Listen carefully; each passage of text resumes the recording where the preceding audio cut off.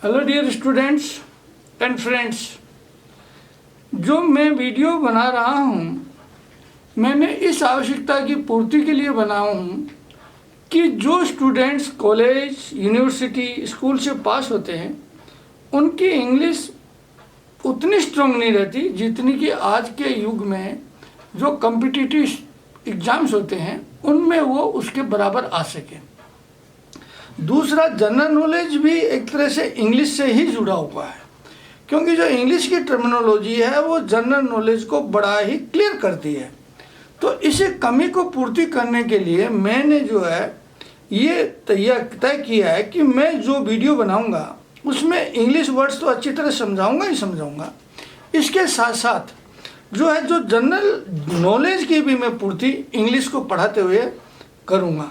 तो लीजिए मैं आज शुरू करता हूँ कि पहला वर्ड है राइपेरियन। देखिए, राइपेरियन का मतलब होता है पानी से संबंधित, यानी पानी के इर्द गिर्द, चाहे नदियाँ हों, चाहे लेक्स हों या समुद्र हों, कोई भी हो जो पानी से संबंधित, पानी से वास्ता पड़ता है, वाटर सोर्स से वास्ता पड़ता है, चाहे आप खेती करें, चाहे फिशरीज करें या कुछ और भी वाटर वेस्ट जो भी आप कुछ करें, उनको हम राइपेरियन बोलते हैं।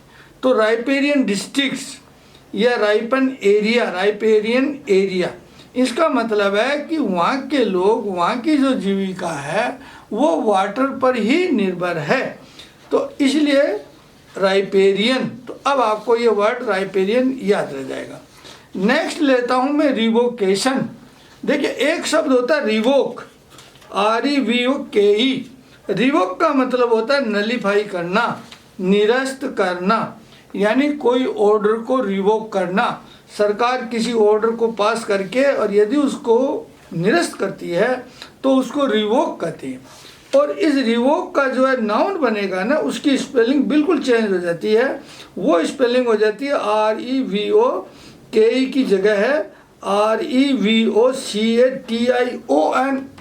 ये स्पेलिंग हो जाती है। तो रिवोकेशन ऑफ एन ऑर्डर, यानी किसी ऑर्डर का नलीफाई करना। नेक्स्ट वर्ड मैं बताना चाहता हूँ वो है इररिप्रोचेबल।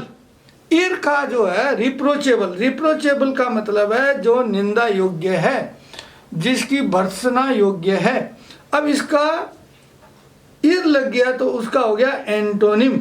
एंटोनिम होने से क्या होगा कि जो भर्त्सना योग्य नहीं है बल्कि प्रशंसा के योग्य हैं, हमारी जो है हमारी तरफ से उसकी प्रशंसा की जानी चाहिए, या उसके ऊपर कोई किसी प्रकार का दाग नहीं है, उसकी निंदा नहीं कर सकते।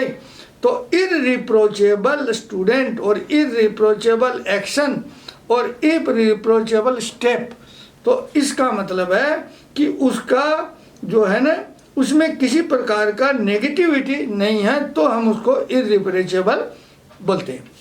नाउ आइए रिक्यूइंग, REQUIEM। देखो, रिक्वियम क्या होता है, जब कोई पर्सन दिवंगत हो जाता है तो उसका जो लास्ट राइट्स करते हैं, अंतिम संस्कार करते हैं, उस समय उसकी प्रशंसा में या तो कोई कविता बोली जाती है या कोई संगीत की धुन बजाई जाती है।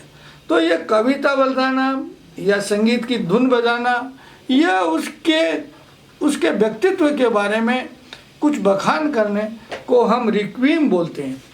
तो रिक्वीम मैं समझता हूँ कि ये क्लियर हो जाएगा। नाउ नेक्स्ट आइए जियोपार्डी। जियोपार्डी का मतलब है खतरे में डालना, यानी किसी चीज़ को डेंजर की स्थिति में ला करके रख देना, उसको डेंजर जोन में रख देना। तो जियोपार्डाइज बनता है कि इट विल जियोपार्डाइज, यानी आज हम यदि कोरोना से लॉकडाउन हटा देते हैं तो it will jeopardise all our efforts so far we have done. आज तक का जो हमने जो इसका किया था उसको सारे को हम जियोपार्डाइज कर देंगे, नकार देंगे, तो वो हमको नहीं करना चाहिए। अब दो शब्द हैं पेरिजी एंड अपोजी। देखिए, पेरिजी और अपोजी ये जो हम यूज़ करते हैं ना, दोनों शब्द, ये हेवनली बॉडीज के लिए करते हैं। जो पृथ्वी की चंद्रमा जो है वो परिक्रमा करता है। अब यदि पृथ्वी के बहुत ही नज़दीक आ जाता है, नज़दीक से गुजरता है चंद्रमा, तो हम कहते हैं कि वो पेरिजी पोजीशन पर है। और चंद्रमा यदि पृथ्वी से बहुत दूर है, उसकी परिक्रमा में तो है वो, परंतु उसकी पृथ्वी से जो डिस्टेंस है वो बहुत ज़्यादा दूर है, तो उसकी है वो एपोजी। तो ये दो शब्द आपको याद कर लेना चाहिए कि पेरिजी का मतलब है निकटतम बिंदु और एपोजी का मतलब है दूरस्थ। तो चंद्रमा यदि पृथ्वी के अपनी धुरी पर घूमता हुआ पृथ्वी के बहुत नज़दीक आ जाता है तो हम उसको पेरिजी बोलते हैं।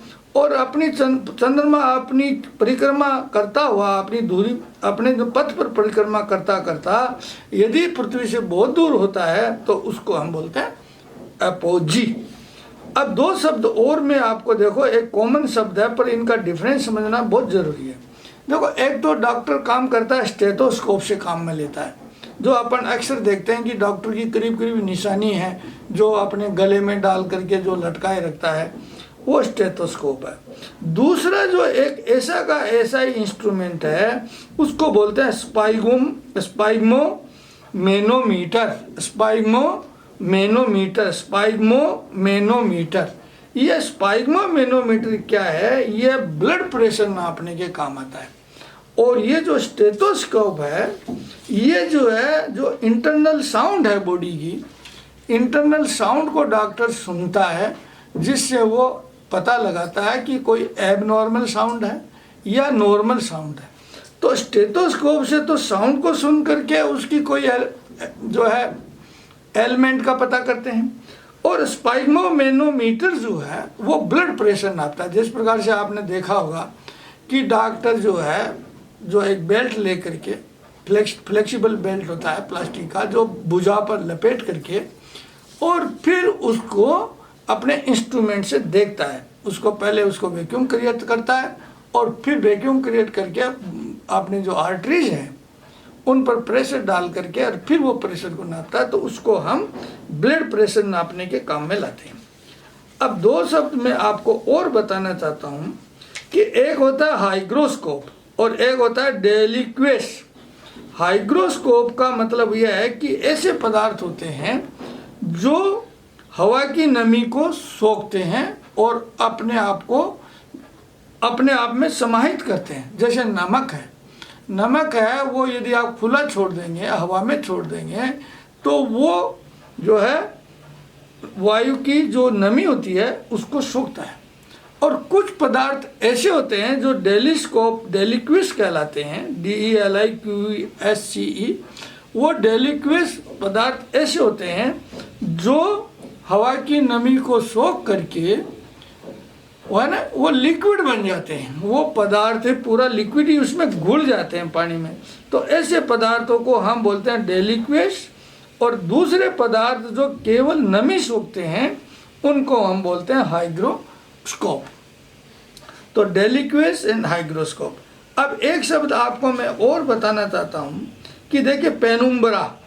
पेनुम्ब्रा क्या होता है कि वो एरिया होता है कि बहुत ही हल्की सी छाया बने। जैसे मेरा वीडियो बन रहा है उसमें मेरे हाथ की बिल्कुल हल्की सी छाया है, एक जगह सघन छाया है, एक हल्की सी छाया है और फिर लाइट है। तो लाइट और डेंस जो छाया है उसके बीच का जो लाइटेड अप एरिया है उसमें छाया भी है, उसको हम बोलते हैं पेनुम्ब्रा। और नेक्स्ट वर्ड में नेक्स्ट और लास्ट वर्ड लेता हूँ आपके लिए, पाल्सी। पाल्सी का मतलब होता है एक तरह से पैरालिसिस। देखो कई बार आपने देखा होगा कि फेशियल पाल्सी हो जाती है। फेशियल पाल्सी कैसे होती है कि व्यक्ति के जो होठ है ना, होठों से पता लग जाता है कि उसके होठ लटक जाते हैं, यानी वो होठ बंद करना भी चाहें तो नहीं लटक जाता, मुंह तिरछा हो जाता है। यानी इसका मतलब है कि उसकी जो मसल्स है ना, वो मसल्स ने अपना काम करना छोड़ दिया है। और मसल्स ने काम करना छोड़ दिया तो इसका मतलब है मसल्स अब उस बॉडी के व्यक्ति के कंट्रोल में, उसके नर्वस सिस्टम के कंट्रोल में नहीं है। तो इस प्रकार की जो परिस्थिति आती है तो ये जो पार्शियल पैरालिसिस होता है उसको हम बोलते हैं पाल्सी। यानी फेशियल पाल्सी भी हो जाती है, आँखों की भी आ जाती है, कानों की भी आ जाती है। जो वाइटल पार्ट्स हैं ना बॉडी के, उनकी जो पाल्सी आती है उसको हम, वो पैरालिसिस को हम पाल्सी बोलते हैं। तो आज के लिए मैं आपके लिए इतना ही वर्ड लाया हूँ और मैं आपसे ये चाहता हूँ कि आप इन वर्ड्स की एक लिस्ट बना लें। लिस्ट बना करके इनको अच्छी तरह लिख लें और जैसा मैंने समझाया है, बोला हिंदी में, वैसी की वैसी हिंदी उनके सामने आप लिख लें और समय समय पर श्रवण करते रहें, तो आपकी इंग्लिश और वोकेबुलरी और आपकी समझ में बहुत अच्छा इजाफा हो जाएगा। और यही मेरी इच्छा है। और आज के लिए मैं इतना ही। कल मैं और अच्छे शब्द लेकर आऊँगा। तब तक आप मेरा इंतज़ार करते रहना और मेरे वीडियो को देखते रहना।